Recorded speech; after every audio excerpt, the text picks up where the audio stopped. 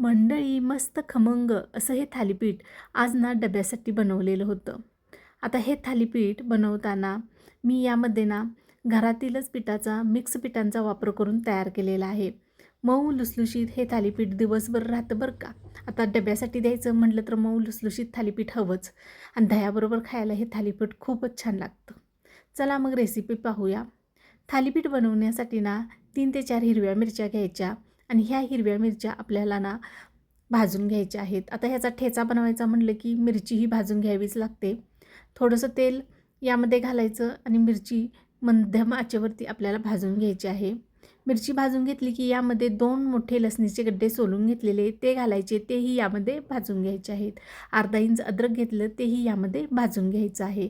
आता थंड झाले की ही मिश्रण ना मिक्सरच्या भांड्यामध्ये काढून घेणार आहोत.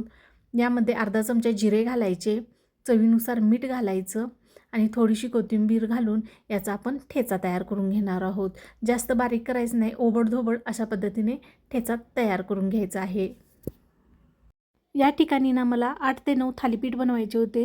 त्याच्या अंदाजानुसार 2 वाटी गव्हाचे पीठ घेतलेलं आहे. तसेच या ठिकाणी अर्धी वाटी ज्वारीचे पीठ घेतलेले आहे आणि 3 ते 4 चमचे या ठिकाणी बेसन पीठ घ्यायचे आहे.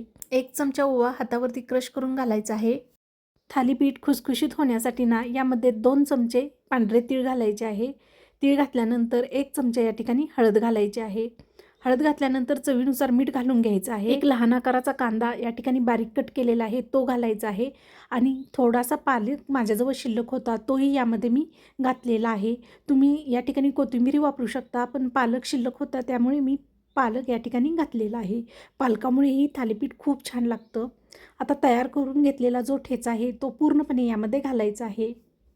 हे सर्व मिश्रण मिक्स करून घ्यायचं आहे.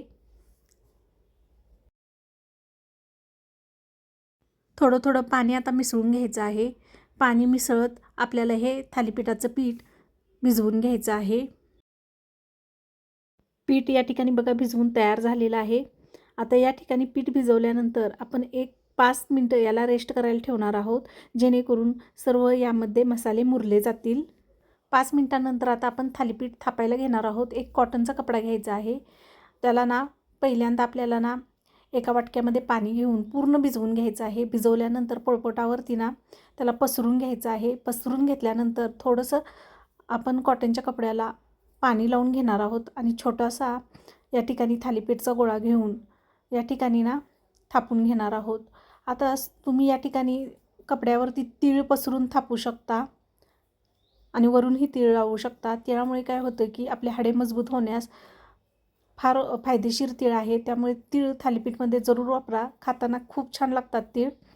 आता बोटाच्या सहाय्याने आपल्याला हे थालीपीठ थापून घ्यायचं आहे. व्हिडिओमध्ये दाखवले त्या पद्धतीने थापून घ्यायचं आहे. अगदी पातळ या ठिकाणी थालीपीठ थापून घ्यायचं आहे.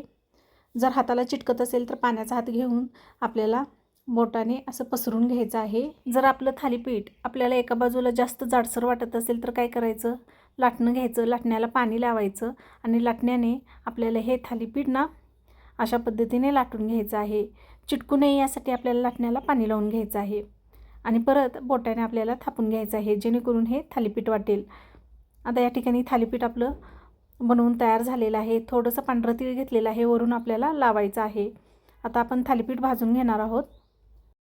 गॅसची फ्लेम या ठिकाणी मोठी ठेवायची आहे आणि आता तवाही या ठिकाणी गरम झालेला आहे. थोडंसं तेल शिंतडून घ्यायचं आणि आपल्याला कॉटनच्या कपड्यावरचे जे थालीपीठ आहे ते यावरती घालून घ्यायचं आहे.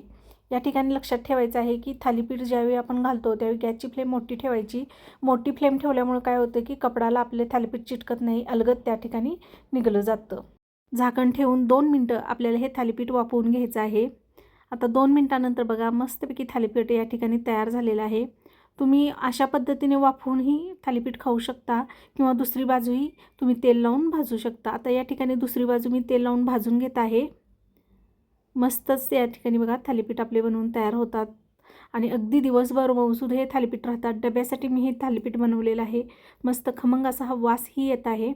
आता हे थालीपीठ आपलं बनवून तयार झालेलं आहे. अवघ्या 2 ते 3 मिनटात एक थालीपीठ बनवून तयार होतं.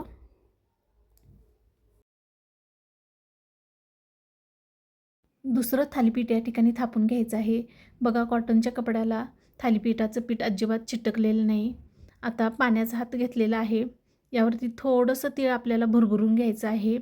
तीळ भुरभुरलं की थालीपीठातील एक छोटा गोळा काढून घ्यायचा आहे. थोडासा तो थापून घ्यायचा. आता थापून घेतल्यानंतर काय करायचं, लाटण्याला पाणी लावून घ्यायचं आहे. पाणी लावून आपल्याला बघा अशा पद्धतीने लाटून घ्यायचं आहे. अगदी छानपैकी एकसारखा आणि पातळ या ठिकाणी थालीपीठ आपलं लाटलं जातं आहे. नंतर बोटाने आपण हे थापून घेणार आहोत. थोडंसं तीळ यावरती भुरभुरायचं आहे आणि परत आपण हे थालीपीठ भाजून घेणार आहोत.